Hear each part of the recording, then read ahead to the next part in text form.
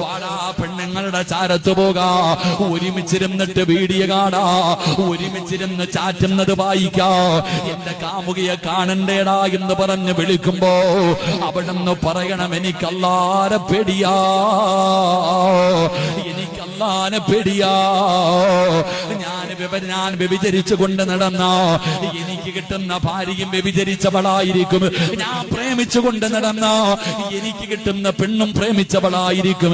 ഞാൻ ഏതെങ്കിലും ഒരുത്തനെ ചാറ്റ് ചെയ്തിട്ടുണ്ടെങ്കിലോ എനിക്ക് കിട്ടുന്ന ഭർത്താവും ചാറ്റ് ചെയ്തവനായിരിക്കും എന്നുള്ള ഓർമ്മ ഓരോ മനുഷ്യനും വേണം, ഓരോ ചെറുപ്പക്കാർക്കും വേണം.